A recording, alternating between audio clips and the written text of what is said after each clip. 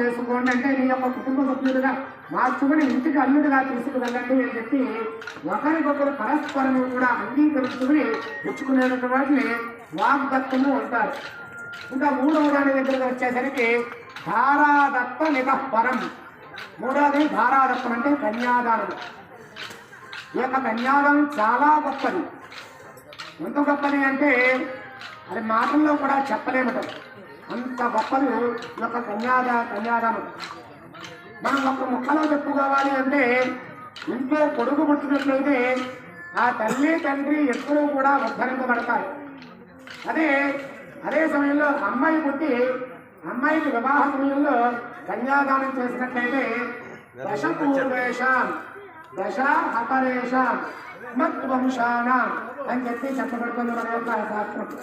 అంటే ఎవరైతే కన్యాదానం చేస్తున్నారో వారి నుంచి 10 తరాల ముందు 10 తరాల తర్వాత ఈ కన్యాదానం చేసినటువంటి దంపతులతో కలిపి 21 తరాలు ఉద్ధరించబడతాయి.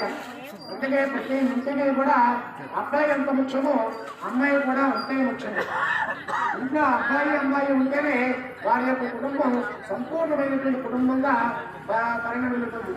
అటువంటి దాంట్లో ఇప్పుడు కన్యాదానం చేస్తున్న ఈ దంపతులు మనందరి తరపున ఆ కన్యాదానంలో చక్కగా కాళ్ళు కడిగారు. ఇప్పుడు స్వామివారి నూతన వస్త్రాలు సమర్పిస్తున్నారు. వాసస్తకం దక్షిణ కంఠసభాసమాహత్వాన్వయనితే వేదసమర్థోహిరతి రూపేణ సమర్థయతి భగవాన్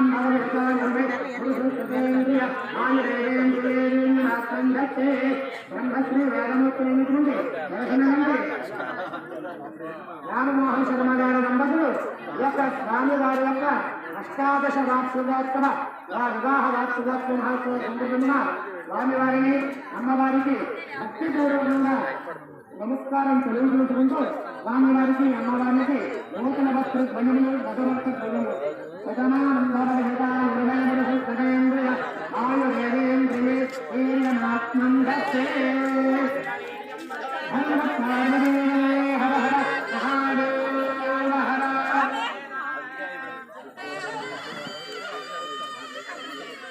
అదిగో చక్కగా స్వామివారికి నూతన వస్త్రాలు సమర్పించారు.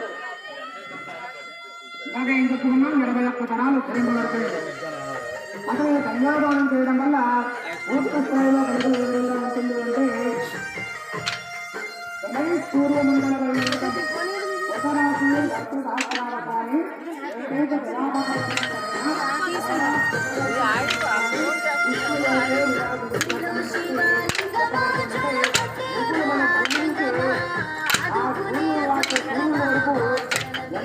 రాశిగా చేస్తామో ఒక్కొక్క రాశికి ఒక్కొక్క 2 సంవత్సరముల వరకు ఆ యొక్క పుష్టిరాశి కనబడతారు. అంతేకాకుండా విజయం చెప్పబడుతుంది అతిరాత్ర రాజకీయ సౌందర్యత రాజకీయ అశ్వమేధాది శతకృతబల పుష్పమని చెప్పబడుతుంది. చేయడం వల్ల అటువంటి మహాయాగ రథయాగిని కూడా 90 కాలం చేసేటటువంటి యాగాలు. అటువంటి యాగాలు చేస్తూ ఎంత ఫలితం వస్తుందో ఒక్క కన్యాదానం చేయడం వల్ల అంత ఫలితం వస్తుంది. ఇక్కడ ఈ విధంగా అన్నీ చెప్పుకున్నాం. అప్పుడు ఈ రకాలుగా చెబుతున్నారు, ఎంత అల్లారముద్దుగా పెంచుకున్నారో చెబుతున్నారు. అమ్మాయిని ఈ యొక్క ఏ విధంగా పెంచుకున్నారో ఇస్తేనే కదా నేను కూడా ఆ విధంగానే చూసుకోవాలని చెప్పి అబ్బాయి మనసులో ఎదుగుతారు. తండ్రి మళ్ళా చెప్తాడు, బయటికి రండి, మీరు బయటకు వచ్చేయండి.